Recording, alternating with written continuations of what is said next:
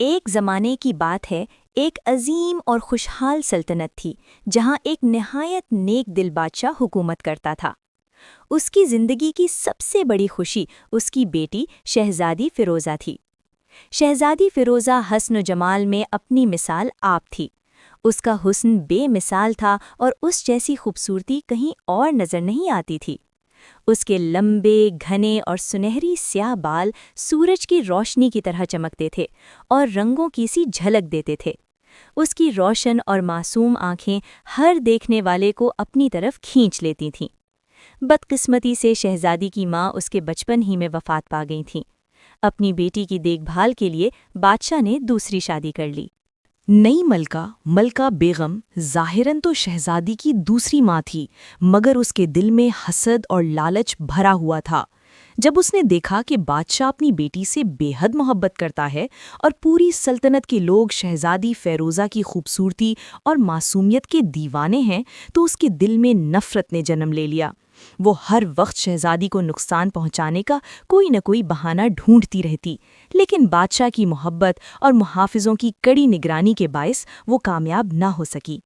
ایک دن ملکہ نے شہزادی کو اپنے پاس بلایا اور کہا، شہزادی فیروزہ، میرے پاس آؤ، میں تمہارے بال سنوار دوں۔ شہزادی نے معصومیت سے کہا، میرے بال تو خادمہ بناتی ہے۔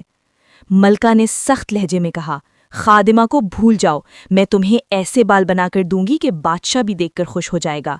یہ کہہ کر ملکہ نے ایک کینچی لی اور شہزادی کے بال کاٹ دیے۔ شہزادی چیخ اٹھی، میرے بال! آپ نے یہ کیا کر دیا؟ فیروزہ روتے ہوئے کمرے میں چلی جاتی ہے اور سو جاتی ہے، اور جیسے ہی صبح اٹھ کر دیکھتی ہے، اس کے بال دوبارہ لمبے، گھنے اور پہلے سے بھی زیادہ حسین ہو گئے۔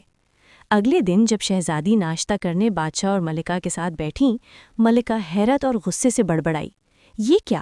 یہ بال دوبارہ کیسے آ گئے؟ میں نے تو سب ٹھیک سے کاٹ دیے تھے۔ بادشاہ مسکرا کر بولا، واہ شہزادی فیروزہ، آج تمہارے بال تو بے حد خوبصورت لگ رہے ہیں۔ شہزادی فیروزہ اپنے بالوں کو دیکھ کر بے حد خوش تھی، مگر ملکہ عالیہ کا دل حسد کی آگ میں جل رہا تھا۔ کچھ ہی دیر بعد ملکہ نے اپنے خاص خادم کو بلایا اور غصے سے کہا، تم جانتے ہو میں شہزادی فیروزہ سے سخت نفرت کرتی ہوں۔ اس کے سنہری اور حسین بال میرے سینے پر سانپ بن کر لوٹ آتے ہیں۔ خادم نے سر جھکا کر کہا، جی ملکہ عالیہ، مجھے خوب معلوم ہے کہ آپ شہزادی کے حسن سے جلتی ہیں۔ چپ رہو، ملکہ چیخی، اب میری بات غور سے سنو۔ آج شام جب شہزادی باغ میں سیر کے لیے جائے تو ٹھیک موقع دیکھ کر اس کے سنہری بالوں کو آگ لگا دینا، اور یاد رکھو کسی کو اس بات کی خبر نہ ہو، ورنہ میں تمہیں راکھ بنا دوں گی۔ خادم کانپتے ہوئے بولا، رحم کریں، جیسا آپ چاہیں گی ویسا ہی ہوگا ملکہ عالیہ۔ بہت خوب، اب یہاں سے دفع ہو جاؤ اور میرے حکم پر عمل کرو، ملکہ نے حکم دیا۔ جیسا حکم ملکہ عالیہ، کہہ کر خادم وہاں سے چلی گئی۔ شام ڈھلتے ہی شہزادی فیروزہ باغ میں ٹہلنے نکل آئی۔ اسی دوران ملکہ بھی چھپ کر وہاں پہنچ گئی تاکہ اپنی آنکھوں سے شہزادی کے بال جلتے ہوئے دیکھ سکے۔ مگر پھر ایک عجیب حادثہ پیش آیا۔ آگ لگی لکڑی شہزادی کے ہاتھ میں گر گئی اور اچانک اس کے بالوں کو آگ لگ گئی۔ شہزادی چیخ اٹھی، یہ کیا ہو رہا ہے؟ تم نے میرے بال جلا دیے۔ خادم گھبرا کر بولا، مجھے معاف کر دیجیے ملکہ عالیہ، یہ مجھ سے غلطی ہو گئی، آئندہ کبھی ایسی غلطی نہیں ہوگی۔ ملکہ نے غصے سے کہا، اب کوئی معافی نہیں، تمہیں ضرور سزا ملے گی، میری نظروں سے دور ہو جاؤ۔ اتنے میں بادشاہ کی آواز آئی، اوہ ملکہ عالیہ، یہ کیا ہو گیا؟ آپ کے بال کہاں چلے گئے؟ ملکہ نے مصنوعی مسکراہٹ کے ساتھ کہا، میں آپ کو کیا بتاؤں حضور، یہ آنے والے وقت کا نیا فیشن ہے، اس نئے انداز میں پہلے سے بھی زیادہ خوبصورت لگ رہی ہوں۔ بادشاہ حیرت سے بولا، گنجا انداز؟ خیر جیسا تم چاہو ملکہ عالیہ۔ دل ہی دل میں ملکہ نے سوچا، اب میں اس بوڑھے بادشاہ کو اپنا غلام بنا لوں گی، اور اب مجھے خود شہزادی فیروزہ سے جان چھڑانی ہوگی۔ اس کے بعد یہ شاندار محل صرف میرا ہوگا اور میں اکیلے ہی اس پر حکومت کروں گی۔ یہ سوچتے ہوئے ملکہ عالیہ شہزادی فیروزہ کے محل میں داخل ہوئی۔ ملکہ نے ایک بار پھر شہزادی کے بالوں کو آگ لگا دی اور خاموشی سے پچھلے دروازے سے باہر نکل گئی۔ مگر پھر ایک عجیب معجزہ ہوا۔ شہزادی کے بال دوبارہ چمکنے لگے اور جیسے ہی روشنی پھیلی، ننھی ننھی حسین اور رنگ برنگی پریاں ظاہر ہو گئیں۔ دیکھتے ہی دیکھتے شہزادی فیروزہ کے بال پھر سے گھنگریالے اور خوبصورت ہو گئے۔ یہ سب دیکھ کر شہزادی حیرت میں پڑ گئی۔ اس نے پوچھا، تم سب کون ہو اور یہاں کیسے آ گئیں؟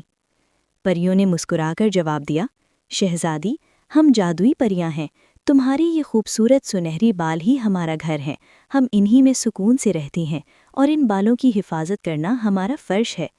جب تک ہم یہاں ہیں تمہارے بالوں کو کوئی نقصان نہیں پہنچا سکتا، اب تم بے فکر ہو کر آرام کرو۔ یہ سن کر شہزادی بے حد خوش ہوئی اور اطمینان کے ساتھ گہری نیند سو گئی۔ اگلی صبح ننھی پریوں نے شہزادی کے سنہری، حسین بالوں کو خوشبودار اور رنگین پھولوں سے سجا دیا۔ جب ملکہ نے شہزادی کو دیکھا تو حیرت سے چیخ اٹھی، یہ کیا؟ میں نے تو شہزادی کے بال جلا دیے تھے، لیکن یہ ناسمجھ لڑکی تو پہلے سے بھی زیادہ حسین ہو گئی ہے، اور میں تو دن بدن بدصورت ہوتی جا رہی ہوں۔ ملکہ نے دانت پیس کر کہا، اب بہت ہو چکا، اب یہ میرے ہاتھوں سے بچ نہیں پائے گی، اور اس کے ساتھ ساتھ وہ بوڑھا بادشاہ بھی اپنی جان سے جائے گا۔